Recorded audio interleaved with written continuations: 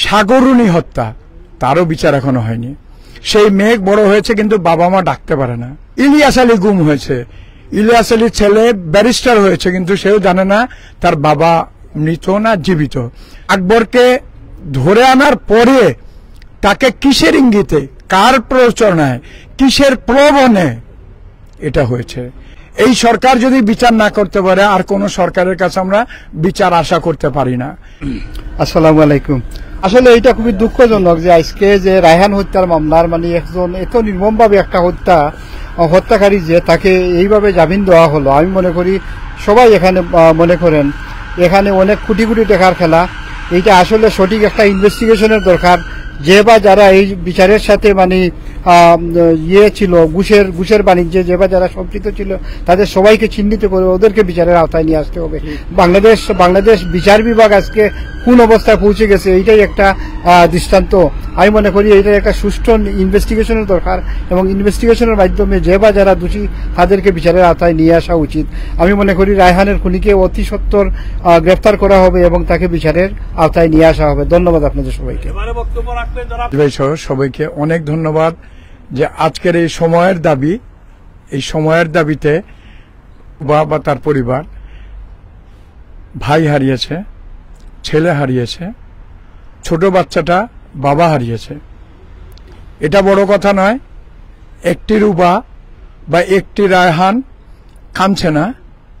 যদি আপনি আরেকটু পিছনে যাই আমরা দেখতে পাবো, আমরা এখানে সাংবাদিক যারা আছি, যে সাগরুণী হত্যা, তারও বিচার এখনো হয়নি। সেই মেঘ বড় হয়েছে কিন্তু বাবা মা ডাকতে পারে না। আরো পিছনে গেলে যদি রাজনৈতিক ভাবে নেবেন না আপনারা, ইলিয়াস আলী গুম হয়েছে, ইলিয়াস আলীর ছেলে ব্যারিস্টার হয়েছে কিন্তু সেও জানে না তার বাবা মৃত না জীবিত। তো আমার আহ্বান হচ্ছে, 5 বছর আগেও রায়হানের বোনের ঘরে বসে ইন্টারভিউ যখন করেছিলাম তখনও যে কথা, এখনো তাই কথা, এ বিচার হতে হবে। এবং আকবরকে ধরে আনার পরে তাকে কিসের ইঙ্গিতে, কার প্ররোচনায়, কিসের প্রলোভনে এটা হয়েছে? একটু আগে কে যেন বললেন যে কোটি কোটি টাকার লেনদেন হয়েছে। কোটি টাকা একটি জীবন নয়, 1 টাকাতেও হোক, এ ধরনের দুর্নীতি আমরা চাই না। এবং এই দুর্নীতির প্রতিবাদ করতে আজকে আমরা এখানে দাঁড়িয়েছি। প্রয়োজন হলে আরো বড় আকারে আমরা হাইকমিশনারের সামনে যাব, হাইকমিশনারের সাথে কথা বলবো, তার মাধ্যমে আমরা স্মারকলিপি দিব। যদি 24 ঘন্টার আলটিমেটাম কাজ না হয়, আমি তাহের ভাইকে, সিরাজ ভাইকে আর রফিকুল্লাহ ভাইকে অনুরোধ করব, আপনারা একটি স্মারকলিপি হাইকমিশনে দেন। রায়হানের ভাই বোন এবং দুলা ভাইকে সঙ্গে নিয়ে যান যে এই বিচার যদি না হয়, বর্তমানে অন্তর্বর্তী সরকার কোনো দলীয় সরকার নয়, এই সরকার যদি বিচার না করতে পারে আর কোন সরকারের কাছে আমরা বিচার আশা করতে পারি না। যে প্রধান উপদেষ্টা প্রবাস বান্ধব বলেন, যে সরকারের পতন হয়েছে সেই সরকার যদি তাকে প্রোটেক্ট করে, তাকে জামিন দিত, সেটা একটা কথা।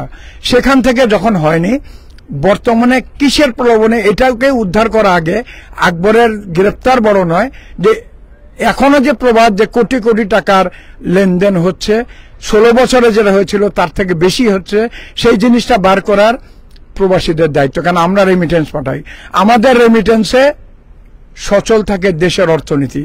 তাই এই রায়হানের বোন এবং দুলাভাইকে সান্ত্বনা দেওয়ার কোনো ভাষা নেই, কিন্তু এই ছোট্ট বোনটার চোখের পানি মুছতে প্রবাসীরা আমরা ঐক্যবদ্ধ হব।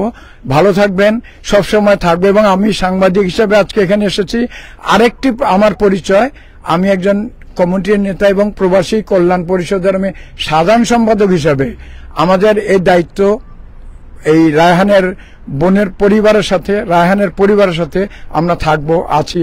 আমার ধন্যবাদ। আমি অনুরোধ করব বাংলাদেশ সরকারকে যাতে অবিলম্বে তদন্ত করে যারা এই ঘটনার সাথে জড়িত তাদেরকে গ্রেফতার করা হয়।